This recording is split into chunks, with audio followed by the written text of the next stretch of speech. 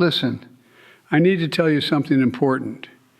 If you're 40 years old and broke, or 50 and struggling, or 60 and quietly panicking about retirement, you need to hear every word I'm about to say, because I've seen this exact pattern repeat itself for decades.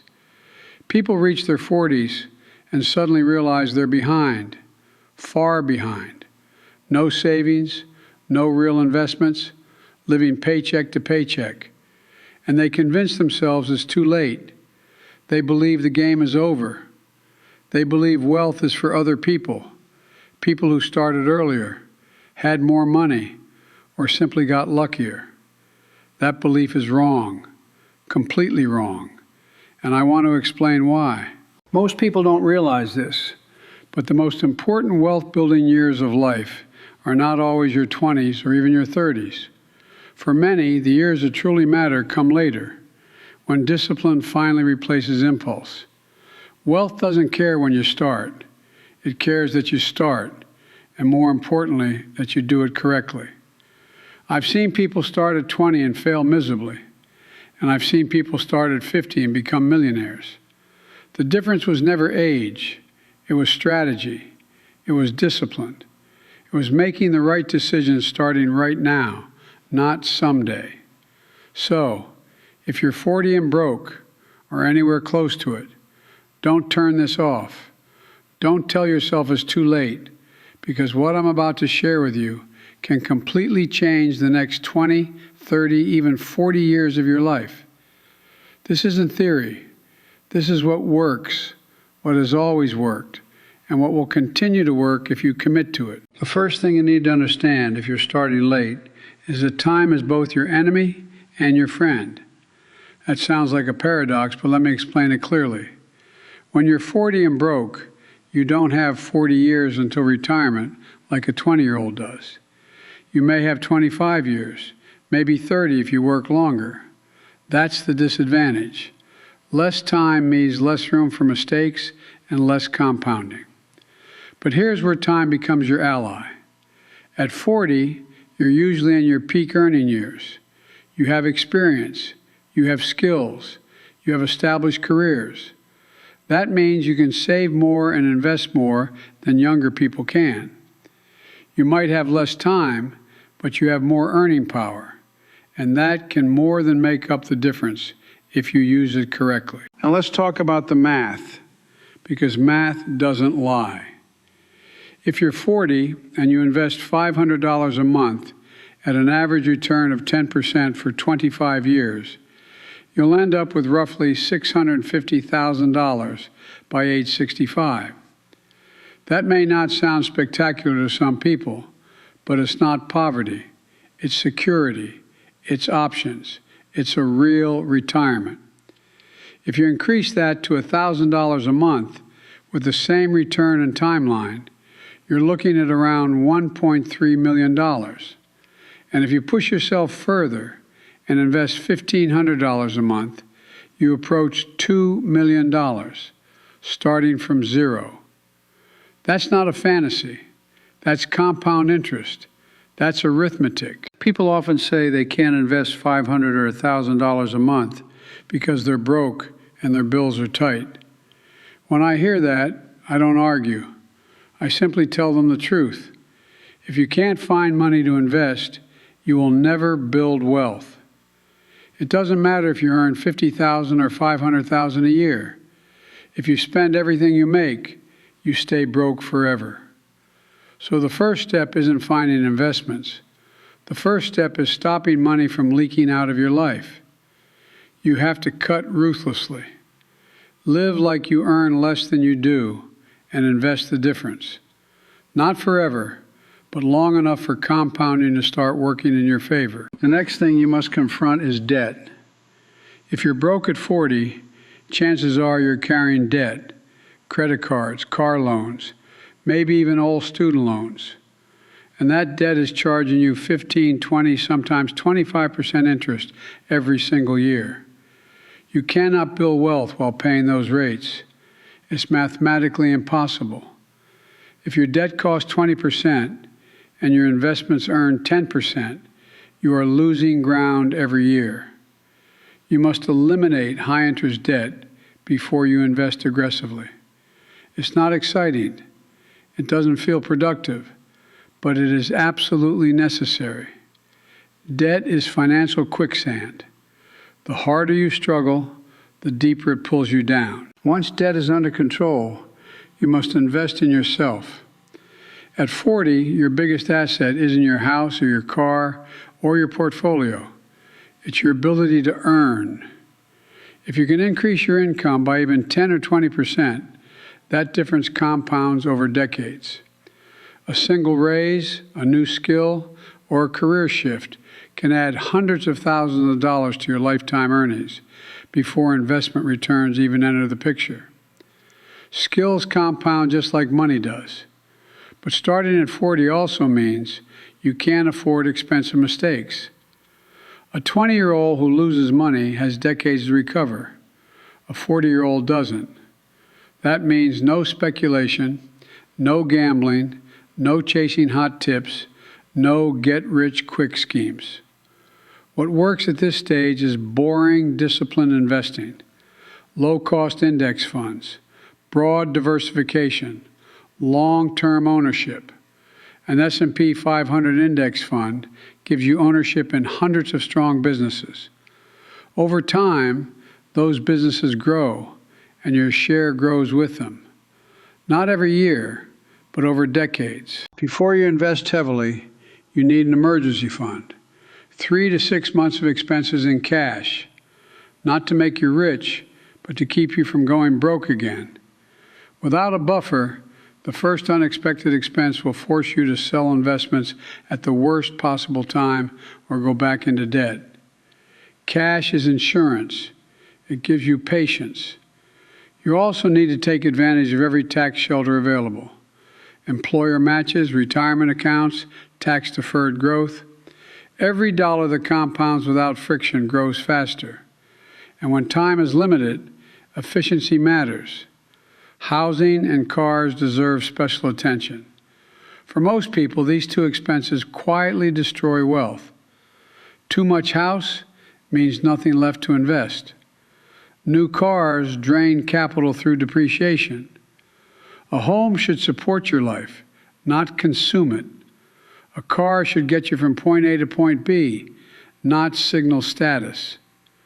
Every dollar you don't pour into depreciating assets is a dollar that can compound instead. Social Security should never be your plan. It was designed to supplement retirement, not replace income. Real security comes from what you build yourself. And if working a few years longer improves that security, the math strongly supports it.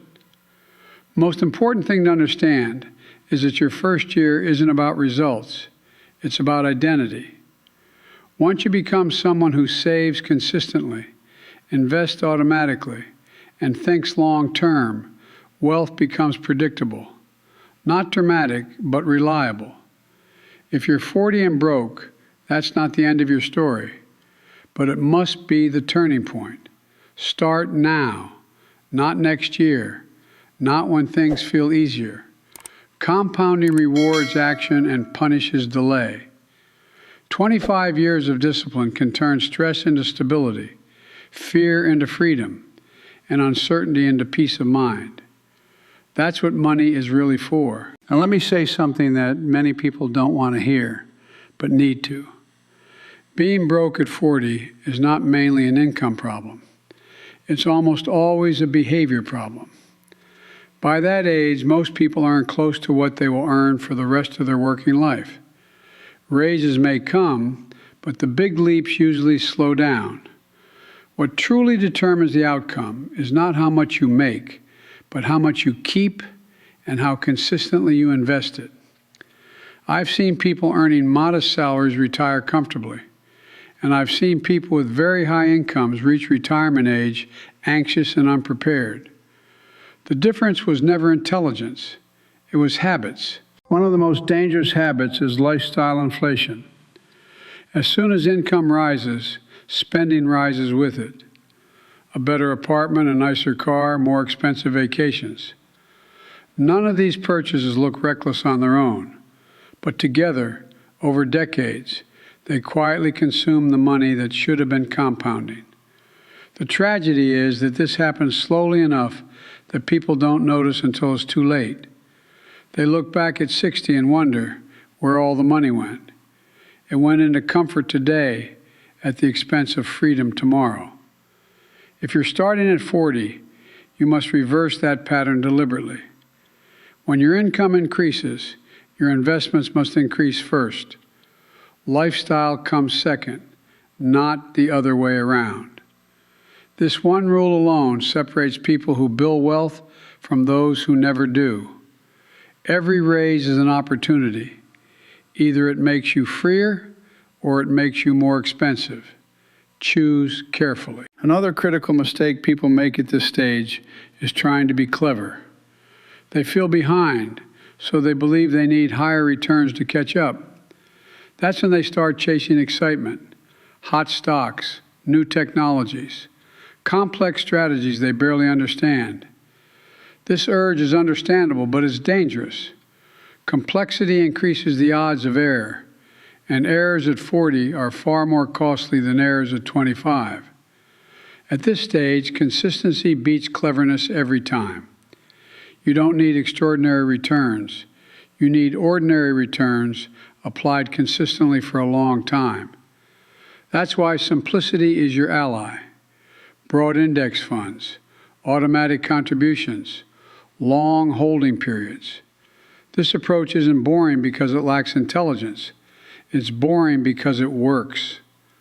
The market rewards patience far more reliably than it rewards brilliance. Let's talk about volatility, because fear causes more damage than bad investments ever do.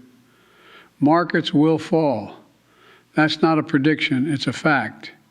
If you're not emotionally prepared for that, you'll sabotage yourself. You'll sell when prices are low and swear you'll get back in later, which almost never happens.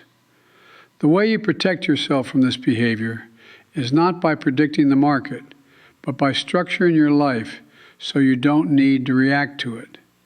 That's what emergency funds are for. That's why debt must be eliminated. When you remove pressure, you gain patience, and patience is what allows compounding to work. Another important point for anyone starting late is contribution rate. Younger investors rely on time. Older investors must rely more on amount. That means you have to be intentional about how much you invest. 10% of income may not be enough anymore. 15 or 20% may be necessary. That sounds uncomfortable, but discomfort now is far cheaper than regret later. Every dollar invested today does far more work than a dollar invested 5 years from now. Taxes also deserve careful attention. At this stage, tax efficiency matters more than ever. Using retirement accounts, deferring taxes legally, and avoiding unnecessary turnover in your portfolio all improve outcomes.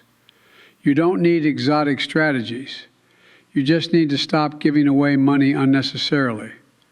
Over 25 years, even small tax savings compound into large differences. Now let's address housing again, because this is where many people quietly lock themselves into permanent financial stress. Buying more house than you need feels like progress, but it often delays wealth by decades. Housing should be a stable base, not a financial anchor pulling you down. If downsizing or relocating frees up cash flow for investing, it's worth serious consideration. Pride is expensive. Flexibility is valuable. Cars follow the same logic. Transportation is not a reflection of self-worth. It's a utility. The money saved by driving reliable, modest vehicles and avoiding constant upgrades can fund an entire retirement plan over time. Most people vastly underestimate how much wealth leaks away through depreciation and financing costs. Now let's talk about something deeper than numbers: psychology. Many people at 40 carry quiet shame about money. They compare themselves to peers. They feel they failed. That emotional weight leads to avoidance. They stop looking at statements. They delay decisions. They hope things will somehow fix themselves. Hope is not a strategy. Clarity is. Facing reality, even when it's uncomfortable, is always the first step toward improvement. The moment you take control of your finances, something important happens. You stop feeling helpless. Progress may be slow at first, but direction matters more than speed. Once you're moving in the right direction, time starts working with you again. Another mistake people make is waiting for the perfect moment to start. They tell themselves they'll begin after one more expense is gone, or when income improves, or when the market feels safer. That moment never arrives. The best time to start was years ago. The second best time is today. Every year of delay permanently reduces the power of compounding. That loss can never be recovered. Working longer than planned is another lever many people ignore. Retiring later does two powerful things. It increases the years you contribute and reduces the years you withdraw. That double effect dramatically improves outcomes. There is no shame in working longer if it gives you independence and peace of mind. Work done by choice is very different from work done out of fear. It's also important to rethink the idea of inheritance. If you're starting late, your primary responsibility is not leaving money behind. It's making sure you don't become financially dependent on others later in life. Independence is a gift to both you and your family. Anything beyond that is a bonus, not a requirement. As you move forward, remember that your first few years won't feel dramatic. You won't feel rich. You won't feel ahead. But something subtle will change. Stress will decrease. Options will increase. Confidence will grow. Those changes compound too. Wealth is not just numbers on a statement. It's the absence of constant anxiety.